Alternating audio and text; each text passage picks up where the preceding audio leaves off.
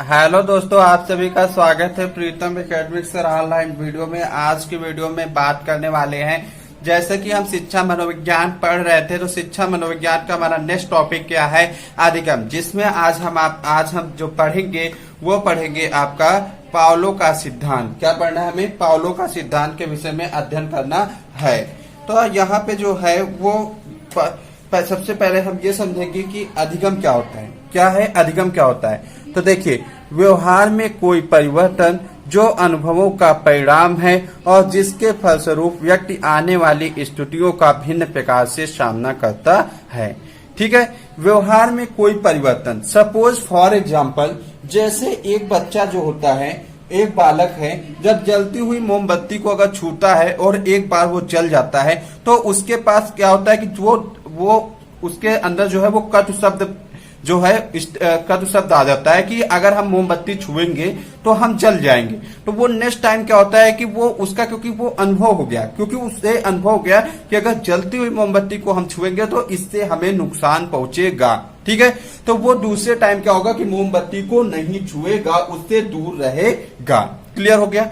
तो व्यवहार में कोई परिवर्तन जो अनुभव का, मतलब व्यवहार में परिवर्तन आया, मतलब कि मोमबत्ती को देखकर व्यवहार में परिवर्तन आया कि अगर वो जलती हुई मोमबत्ती देखेगा तो वो उससे दूर जाएगा। मतलब उसके व्यवहार में परिवर्तन आया कि मोमबत्ती देखेगा तो वो दूर जाएगा। क्यों दूर जाएगा? क्योंकि वो अनुभव का परिणाम है। मतलब वो फर्स्ट टाइम वो उससे जल गया था, ठीक है, जिससे आने वाली वो स्थिति दोबारा आई तो वो भिन्न प्रकार से वो उस पर क्या करता है, सामना करता है, जिसे हम अधिगम कहलाता है। क्लियर हो गया? अधिगम की विशेषताएं, कैरेक्टरिस्टिक्स ऑफ लर्निंग। ठीक है, सीखना जीवन भर चलने वाली प्रतिक्रिया है। ठीक है, जो हम सीखते हैं, मान लिया हम अपने घर से बाहर गए या स्कूल में गए तो कुछ ना कुछ हम सीखते रहते हैं। देखकर जो है हमारे व्यवहार में कुछ ना कुछ परिवर्तन होता रहता है, जिसे हम क्या कहते हैं, अधिगम कहते हैं। अधिगम सकारात्मक व नकारात्मक दोनों हो सकता है। मीन्स यह होता है वो वातावरण पे निर्भर करता है। ठीक है, कि वो हमें परिवेश किस प्रकार का मिला है। ठीक है, अपने परिवेश से प्रभावित होकर वंशानुक्रम के गुणों के आधार पर व्यवहार में परिवर्तन होता है। तो अब वो जो अधिगम होता है वो सकारात्मक भी हो सकता है, वो आपका नकारात्मक भी हो सकता है, दोनों हो सकता है। सीखना व्यक्तिगत व सामाजिक है। बच्चा जो है वो व्यक्तिगत रूप से सीखता है और समाज में भी रहकर सीखता है। अधिगम क्या है? सहज क्रिया। नेक्स्ट पॉइंट क्या है? अधिगम सहज क्रिया है। इसका क्या मीन्स है कि अधिगम सहज क्रिया का मीन्स है रिफ्लेक्स एक्शन है। मीन्स रिफ्लेक्स एक्शन का मतलब क्या है कि वो सहज जो है व्यवहार में परिवर्तन लाता है। मीन्स कुछ ना कुछ वो एक्शन तुरंत लाता है। क्लियर हो गया? अधिगम व्यवहार में परिवर्तन की मानवीय क्रिया है। अधिगम जो होता है वो व्यवहार में परिवर्तन लाता है, ये एक मानवीय क्रिया है। सीखना अभ्यास और अनुभव से होने वाली प्रक्रिया। मीन्स हमने अनुभव से सीखा, जलती हुई मोमबत्ती को देखा बच्चे ने तो उससे सीखा कि इससे मुझे क्या होगा कि इससे जलन पहुंचेगी, मतलब इससे नुकसान पहुंचेगा, वो उसका अनुभव था। ठीक है, या बच्चे के अभ्यास के दौरान, मतलब वो बार बार अभ्यास करेगा तो एक टाइम आएगा कि वो बहुत अच्छा सीख जाएगा। तो वो अभ्यास के दौरान जो व्यवहार में परिवर्तन आता है वो भी आपका क्या है, सीखना है। ठीक है, नेक्स्ट आपका आता है अनधिगम। क्या आता है? अनधिगम। अनधिगम क्या है? किसी भी सीखे गए व्यवहार या विषय को छोड़ना एवं स्थगित करना अनधिगम कहलाता है। मतलब जो हमने सीखा, ठीक है, जो हमने सीखा उसके व्यवहार को, उस विषय को जो हम छोड़ रहे हैं तो वो हमारा कहलाता है अनलर्निंग। मतलब सीखे गए व्यवहार को अगर हम छोड़ रहे हैं तो वो हमारा क्या कहलाता है, अनधिगम कहलाता है। क्लियर हो गया इतना? पावलो का सिद्धांत। पावलो ने दिया था शास्त्रीय अनुबंधन का सिद्धांत। अब हमारा यहां से टॉपिक स्टार्ट होता है, शास्त्रीय अनुबंधन का सिद्धांत, क्लासिकल कंडीशनिंग थ्योरी क्या होती है। पावलो का सिद्धांत जो है वो, पावलो ने जो अपना सिद्धांत दिया है वो उन्होंने प्रयोग किया था किस पे? कुत्ते पर प्रयोग किया था। ठीक है, बेस इसके प्रयोग भी क्या था कि बच्चे को पहले जब भोजन दिया जाता था तब उसकी लार निकलती थी, लेकिन क्या हुआ कि बार बार जब इस रिपीटेशन को बार बार इसको अगेन एंड अगेन लाया गया तो क्या हुआ कि उसको बिना भोजन दिए ही क्या किया गया कि घंटी बजाई जाती थी, फिर उसको भोजन दिया जाता था, तो वो अनुबंधन जो है वो घंटी के साथ हो गया, मतलब उसकी लार निकलने लगी। क्लियर हो गया? कि पावलो ने घंटी तथा भोजन दोनों के बटन एक साथ दबाने की क्रिया को कई दिनों तक दोहराया। पहले क्या किया कि पावलो का सिद्धांत देखिए क्या था, मतलब पहले जो है कुत्ते के सामने भोजन आता था तब उसकी लार निकलती थी। फिर जब नेक्स्ट टाइप उनसे क्या किया कि पहले उसने घंटी का बटन दबाया, ठीक है, उसके बाद उसको भोजन दिया। ये कई दिनों तक दोहराया।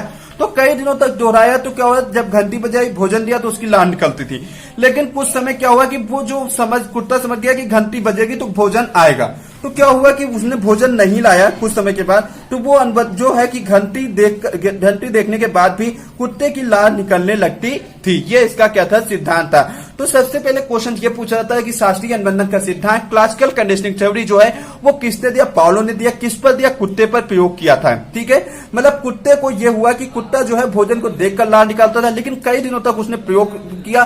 ठीक है, घंटी और भोजन को साथ साथ प्रयोग किया, फिर भोजन को हटा दिया। घंटी के साथ घंटी बजाने पर भी उसके कुत्ते के मुंह से लार निकलती थी। क्लियर हो गया। नेक्स्ट आता है पाउलो द्वारा प्रयोग किए गए महत्वपूर्ण संप्रत्यय। पाउलो के द्वारा जो महत्वपूर्ण संप्रत्यय प्रयोग किए गए हैं वहां से भी आपका क्वेश्चन आता है। सबसे पहले इनके प्रयोग में क्या था, उद्दीपक। क्या था महत्वपूर्ण संप्रत्यय, उद्दीपक। उद्दीपक का मीन्स होता है वह वस्तु, वह दृश्य, वह घटना जिस पर हम प्रतिक्रिया दे सकते हैं, उद्दीपक कहलाता है। मतलब वह वस्तु, वह दृश्य, वह घटना जिस पर हम प्रतिक्रिया दे सकते हैं वो क्या कहलाता है, उद्दीपक कहलाता है। ठीक है, मीन्स किसी चीज को देखकर प्रतिक्रिया करना आपका वो चीज कहलाता है आपका उद्दीपक। उद्दीपक टू टाइप्स के होते हैं, अनुबंधित उद्दीपक या स्वाभाविक उद्दीपक जिसे आप अनकंडीशनिंग स्टिमुलस बोलते हैं। ठीक है, अनुबंधित उद्दीपक सेकंड होता है, अस्वाभाविक उद्दीपक जिसे आप कंडीशनिंग स्टिमुलस बोलते हैं।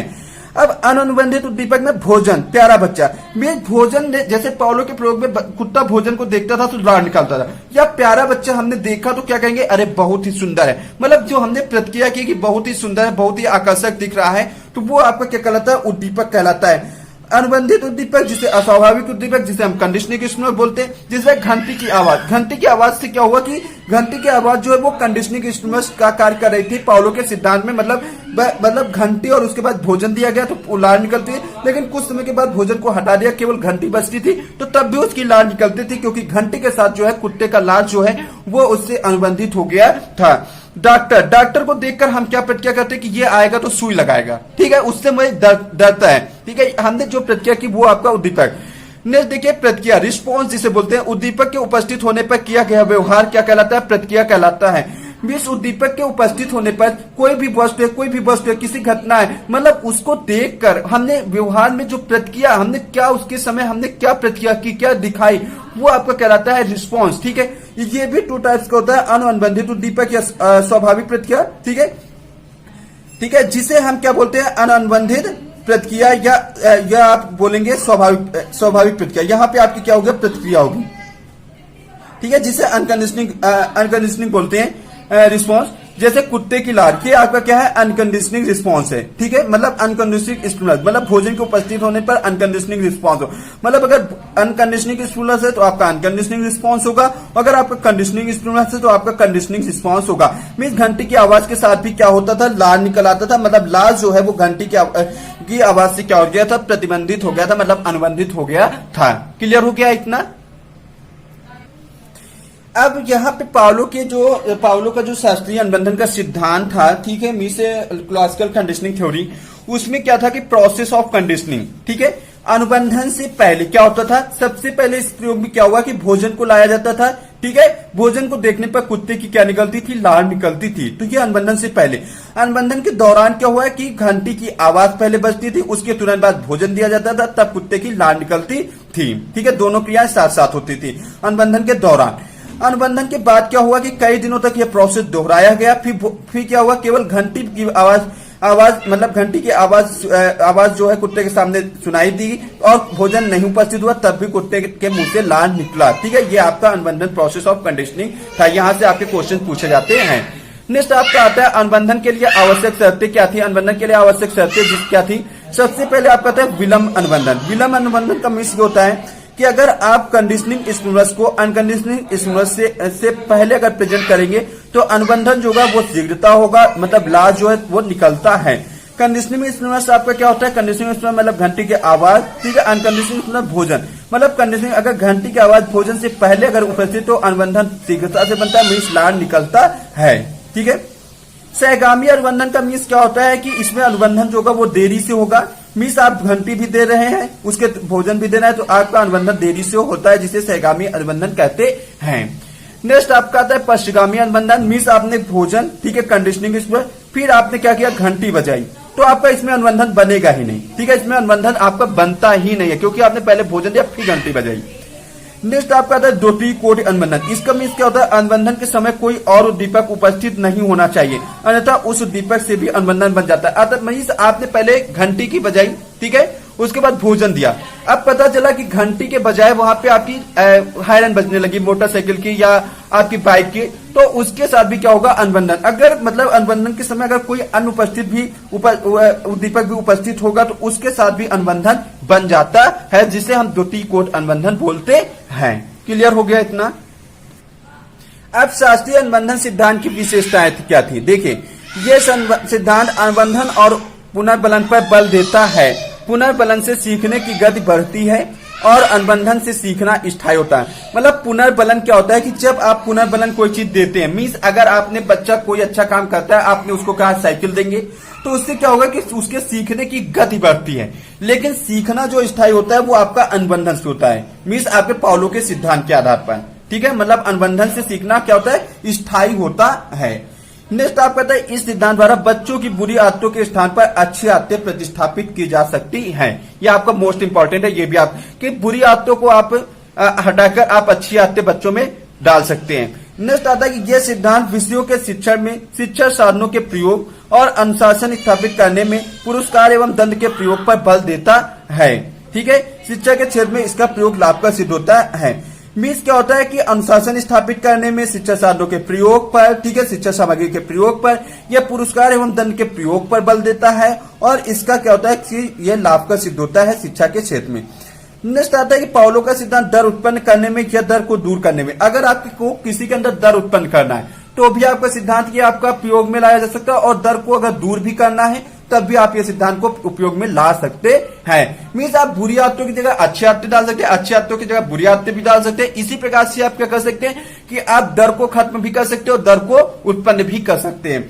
नेक्स्ट आता है इस सिद्धांत का प्रयोग अंधविश्वास का उपयोग करने में या अंधविश्वास को दूर करने में किया जा सकता है। मीन्स जो अंधविश्वास है, ठीक है, उसको भी दूर करने में इसका प्रयोग किया जा सकता है।